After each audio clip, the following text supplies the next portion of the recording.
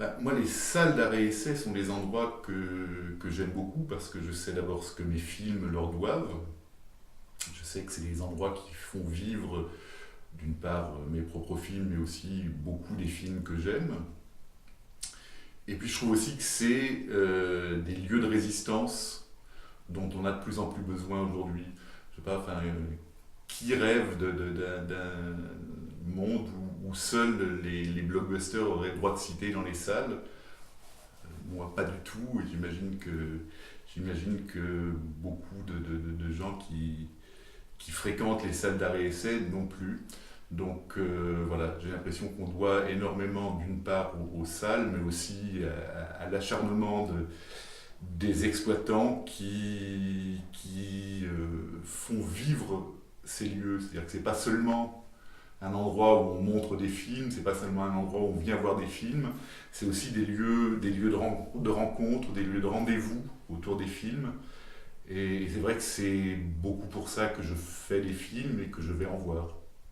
Ce qui me touche le plus dans le cinéma arrêt-essai et le cinéma arrêt-essai européen, c'est sa diversité. C'est le fait que on peut aussi bien voir des films d'action, des films très contemplatifs, que on peut avoir des objets comme ça assez singuliers pour qu'à chaque fois qu'on entre dans une salle, on soit dans un état d'attente et de surprise. Et cette diversité-là me semble être la chose la plus importante à préserver et qui malheureusement est peut-être la plus mise en danger aujourd'hui par justement l'industrie du cinéma. Alors moi, les salles de cinéma qui ont compté dans ma vie sont au nombre de quelques-unes seulement parce que j'ai habité d'abord dans une petite ville de province où tous les vendredis soirs, donc c'était à Niort, dans l'ouest de la France, et donc, tous les vendredis soirs, tous les lycéens se donnaient rendez-vous à 6h30 pour aller voir le film que la salle avait choisi de nous montrer ce jour-là. Alors c'est là que j'ai pu voir d'abord, au moment de leur sortie, les derniers Pasolini par exemple. Et là, je me rappelle vraiment du rendez-vous que c'était. La façon dont, en sortant du lycée, on se précipitait tous vers cette salle, qu'on remplissait généralement. Et, euh, et je me rappelle aussi de toutes les discussions qui ont pu avoir lieu après sur les trottoirs, le lendemain. Enfin, et ça a été un lieu très très important pour moi. Ensuite, il y a un cinéma qui malheureusement a disparu aujourd'hui, qui est le Breteuil à Marseille, où étant étudiant, j'ai passé beaucoup de soirées, parfois des nuits, puisque à l'époque on n'avait pas peur, par exemple, d'organiser une nuit Duras, où on enchaînait 4 ou 5 films de Duras dans la nuit. Alors inutile de dire que celui du matin, il n'était peut-être pas regardé avec une attention particulière très très très très forte, mais en même temps, je me souviens aussi de ces petits déjeuners qui s'improvisaient dans l'entrée du cinéma, et c'est ce genre d'ambiance que j'aime beaucoup. Et puis aujourd'hui, moi j'habite très près du Méliès, donc à Montreuil, et c'est à peu près l'endroit où je vois tous les films que j'ai envie de voir, avec là aussi énormément de rencontres autour des films, de discussions, et ça me fait très très plaisir de voir ce lieu tel qu'il est aujourd'hui, avec cette vie continuelle qu'il réussit à générer. Un souvenir lié à une projection particulière, il y a bien, alors que j'étais au lycée, la projection de l'épouvantail, je crois, qui a été le moment où j'ai embrassé pour la première fois une fille.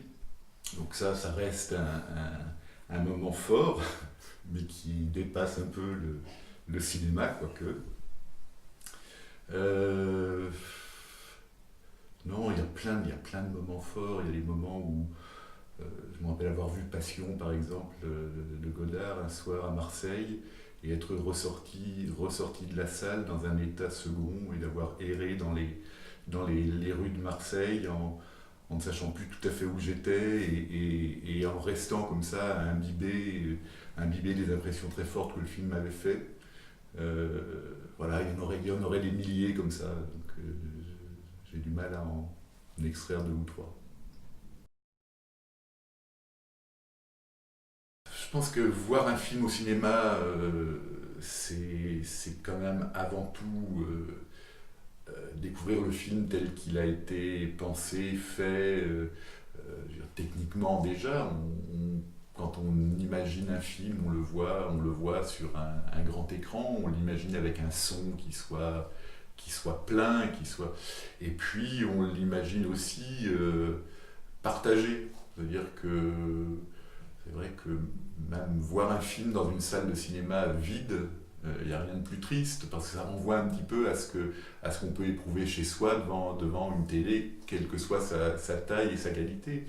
Euh, et puis il y a l'idée ouais, de ce rendez-vous, le fait que chacun, qu'au même moment, à peu près dans les quelques semaines qui suivent la sortie d'un film, un nombre X de gens voient la même film et peuvent, à partir de là, bah, soit discuter, soit en tous les cas essayer de penser le monde à travers cette proposition qui leur a été faite ensemble, quoi.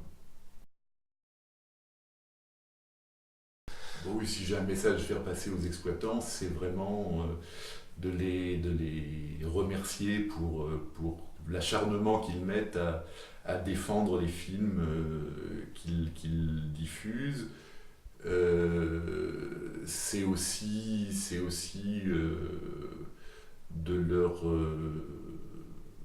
les assurer de mon envie et de l'envie de beaucoup de mes collègues de les soutenir dans ce travail énorme qu'ils font. Et c'est pour ça aussi que bah, je fais énormément d'avant-premières, de débats au moment de la sortie de mes films.